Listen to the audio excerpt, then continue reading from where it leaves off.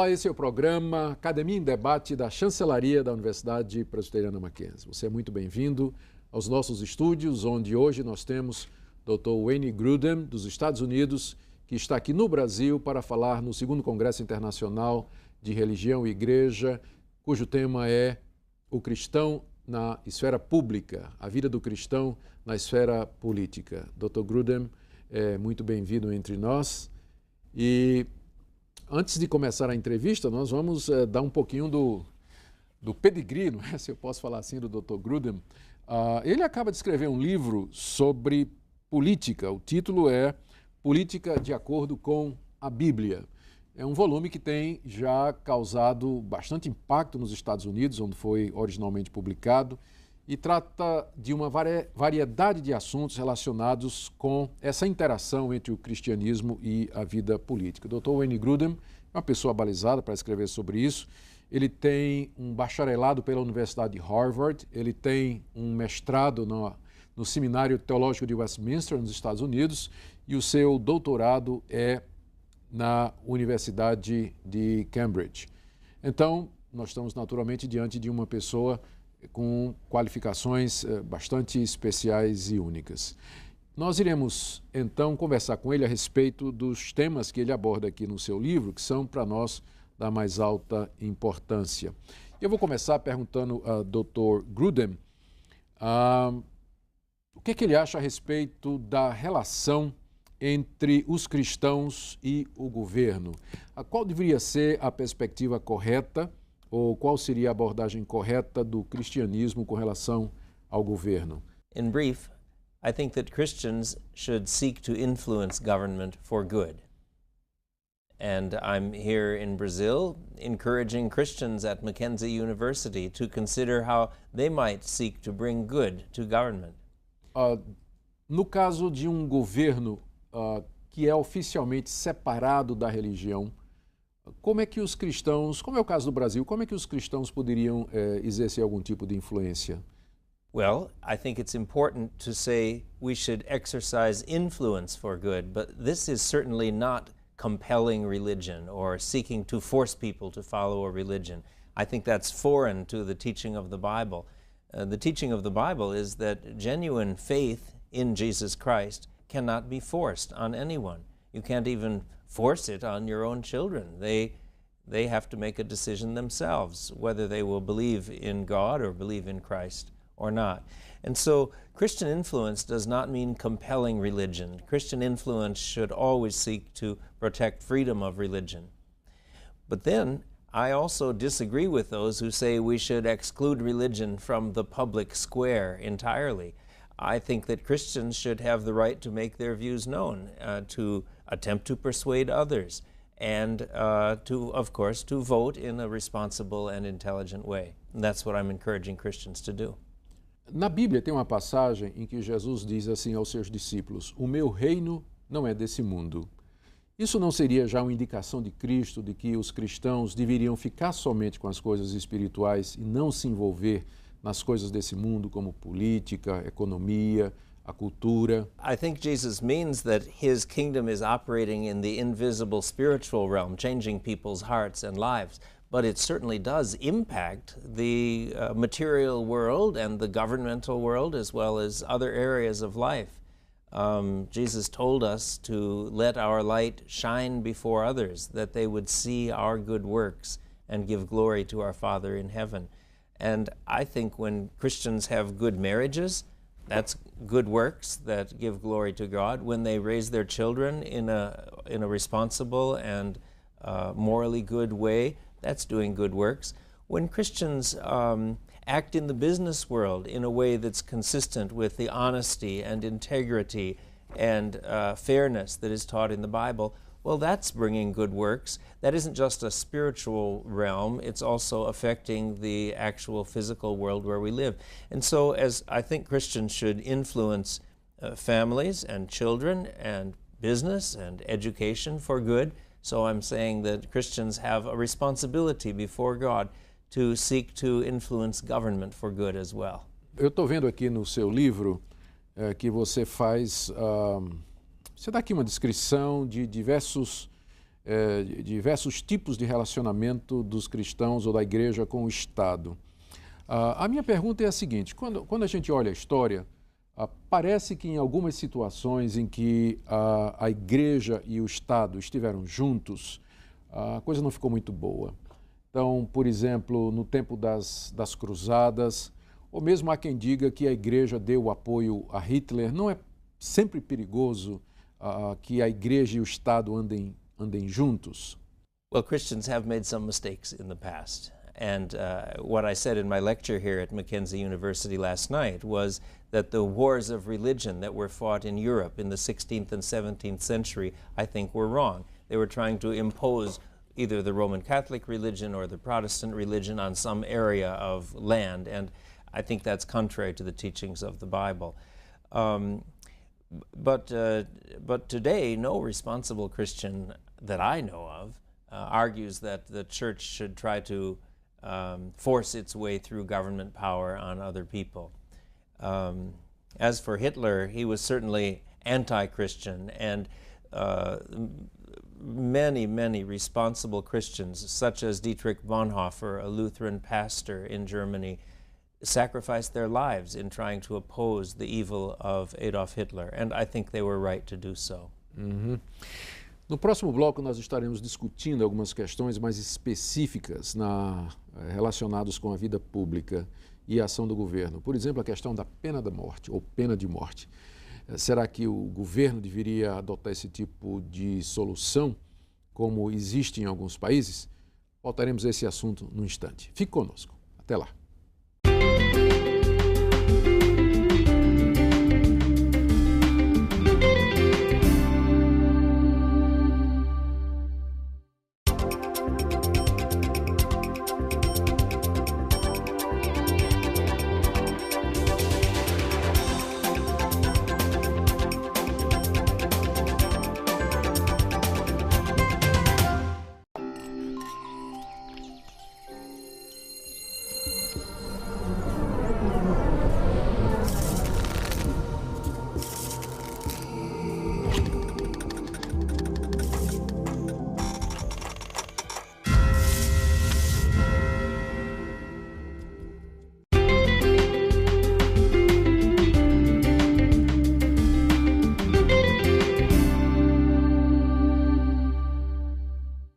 Estamos de volta com o programa Academia em Debate e hoje aqui nos nossos estúdios com o Dr. Wayne Grudem, PhD na Universidade de Cambridge e com cursos e graus e títulos na Universidade de Harvard e também no Seminário Teológico de Westminster. É um teólogo internacional reconhecido com vários livros publicados aqui no Brasil e recentemente publicou um livro a respeito de política. O título é Política de Acordo com a Bíblia. Nós estamos conversando sobre alguns dos pontos que ele coloca aqui. Dr. Grudem, aqui num dos capítulos o senhor aborda a questão da pena de morte e fala da pena de morte como sendo uma prerrogativa do governo. Eu gostaria de saber a sua opinião. O que é que o senhor pensa sobre isso? Nós deveríamos ter realmente a pena de morte? Se é uma coisa que o Estado deveria impor na sociedade? Yes, I do, at least for the crime of premeditated murder. I see this in both the Old Testament and the New Testament. In the Old Testament, in the very early chapters of Genesis, Genesis 9, 5, and 6, God tells Noah at the beginning of human society after the flood had destroyed the earth, God tells Noah that he will require a reckoning or a payment for the blood of man. And he says, whoever sheds man's blood, that is, whoever murders someone, by man shall his blood be shed, for God made man in his image. I think this means that God is delegating to human authorities the right even to take the life of a murderer. And in doing so, it is carrying out God's justice in a delegated way on the one who has done this horrible crime. In the New Testament, in Romans 13:4, it tells us that the civil authority does not bear the sword in vain.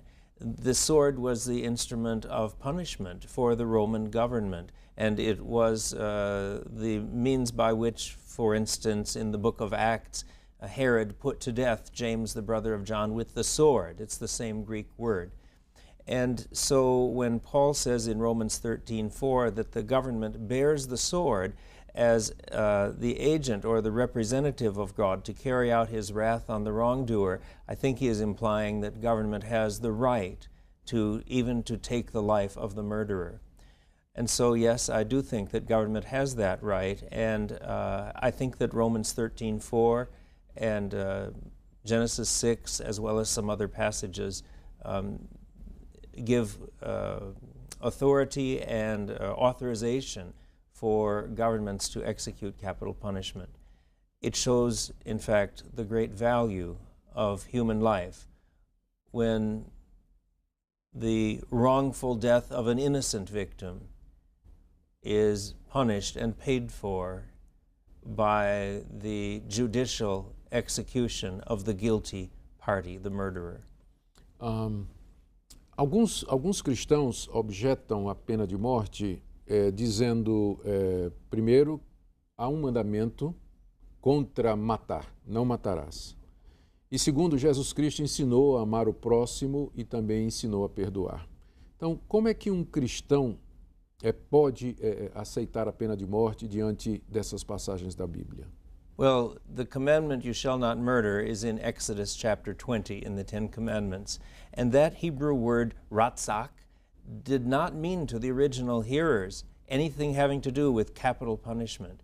It was prohibiting what we would call today murder of someone, the wrongful taking of an individual, taking the life of an innocent person.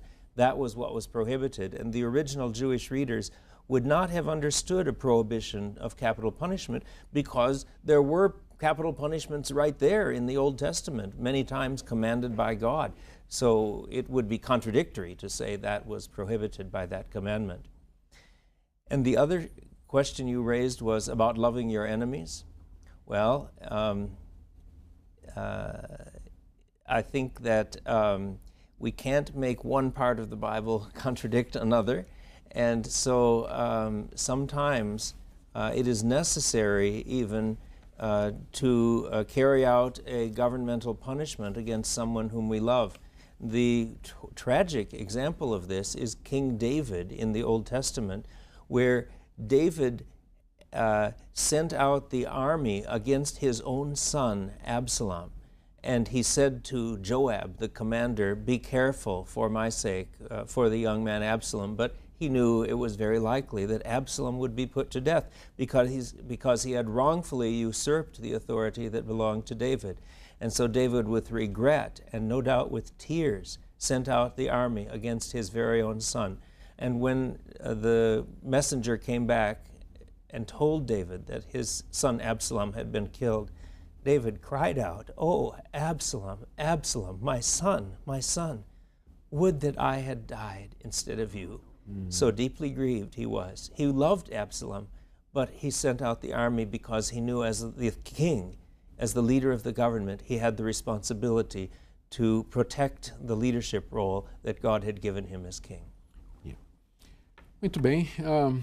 Eu vejo aqui na relação de assuntos que o senhor trata no livro, e é uma relação longa, não é? Porque é um livro bem generoso, para dizer pouco, não é? O senhor fala aqui a respeito da relação do governo e a vida particular. E o senhor trata de assuntos como a questão de casamento, incesto, adultério, homossexualidade e poligamia, divórcio. A pergunta que eu queria fazer é a seguinte: o senhor acredita que, deixa-me colocar de outra maneira, qual o limite da interferência do governo na vida particular? Até que ponto o governo pode passar leis ou passar normas ou proibições que têm a ver com aspectos da vida que parecem tão individuais, tão próprios da pessoa, escolhas da pessoa? Há um limite para isso? You know, all governments make laws about marriage. It's just a question of which laws they should make. I know in my own country, in the United States, and I suppose in Brazil, there are laws against marrying a child. Because the government has said, I don't care if you want to marry a child, this is not good for society or good for the child if you do this. There are also laws against marrying your sister. Because you could say, well, I should have the freedom to marry my sister. But the society as a whole says, this is not good for society. And so what society has done in the past, in many cases, is say, here is where we will define the boundaries of marriage. We also have laws in the United States prohibiting marrying more than one person at a time.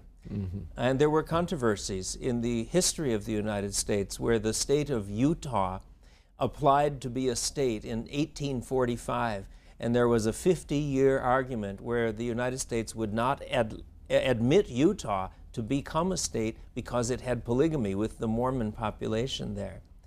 But the state of Utah finally said, okay, we will outlaw polygamy, and we will go along with the standard of marriage that is upheld by the nation as a whole. And then Utah became a state in 1895. So this is not unusual. Governments around the world have defined what is good for society and what it wants to encourage in terms of marriage. And the standard has been throughout history, marriages between a man and a woman, and usually one man and one woman. Muito bem, mas agora vem a pergunta que nós faremos no próximo bloco. E quando o governo, ao passar essas leis a respeito, que regulam a vida familiar e tudo mais, acabam passando leis que vão de encontro aos valores cristãos? De que maneira os cristãos deveriam se comportar quando o governo passa leis que vão contra a sua consciência? Veja isso no próximo bloco.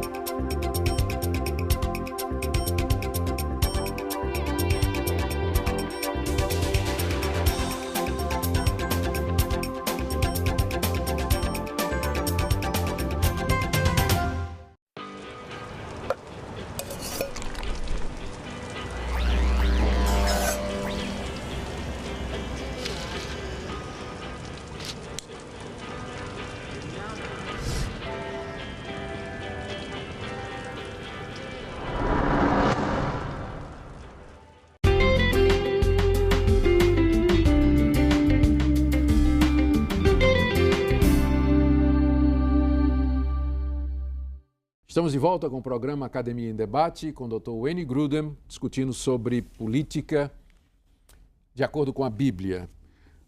No bloco anterior, o Dr. Grudem explicou que todos os governos estabelecem leis relacionadas com o matrimônio, leis que regulam o matrimônio, leis que visam proteger a sociedade. Mas agora eu tenho uma pergunta para ele, que é a respeito de leis que acabam violando a consciência dos cristãos. Dr. Grudem, é isso que eu estou perguntando aqui, né? Essa é a minha questão.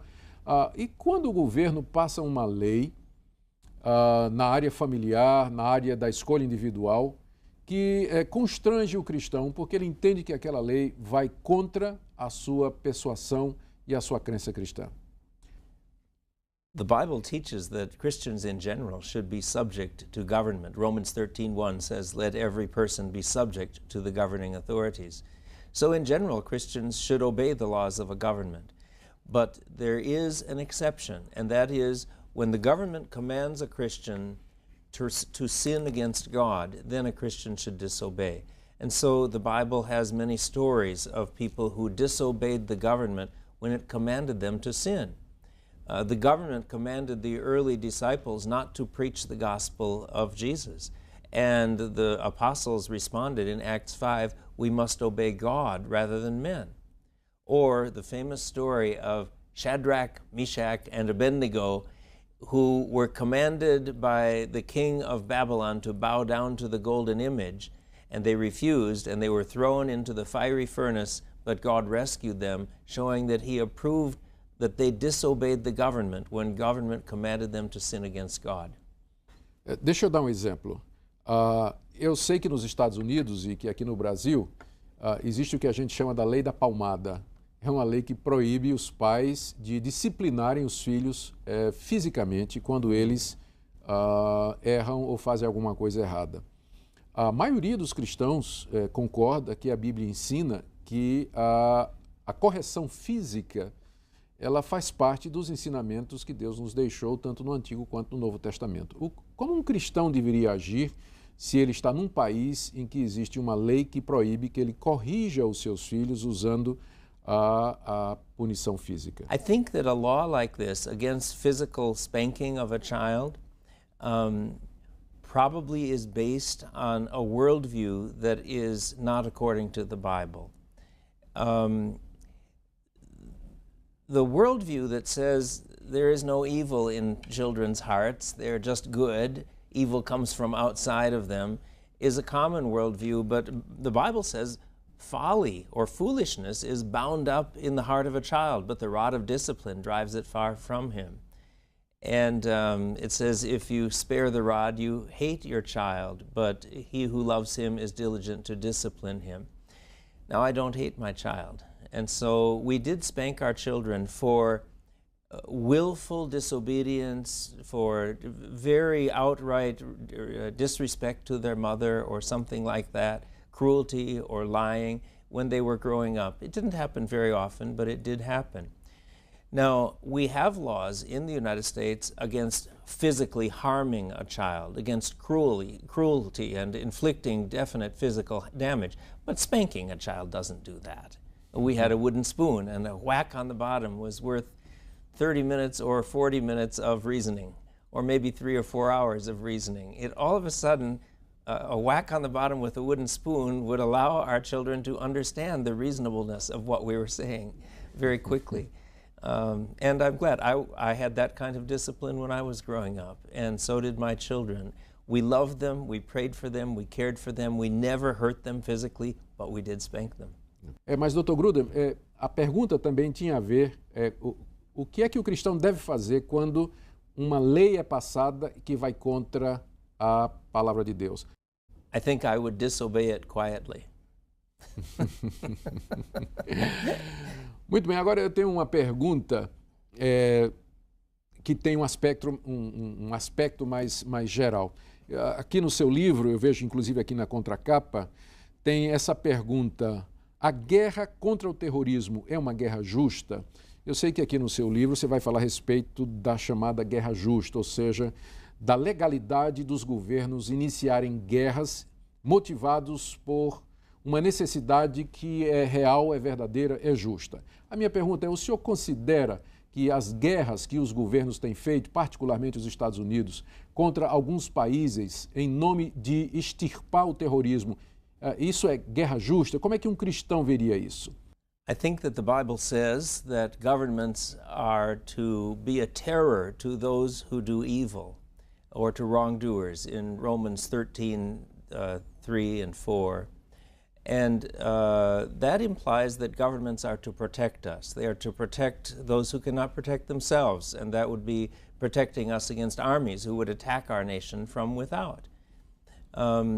So most Christians, not all, but most throughout history, have agreed that a war of defense is just. That is, it is a morally right war, and it's right for Christians to fight in that kind of war and to be God's servant for good, for the nation. That is not violating the command against murder, because that isn't what that commandment meant, as I explained earlier. I believe, after analyzing the facts of history, that the terrorist attacks on the United States and on other countries are attacks of evil people attempting to destroy our nations and bring them into subjection to a very radical kind of Islamic law, the Sharia law.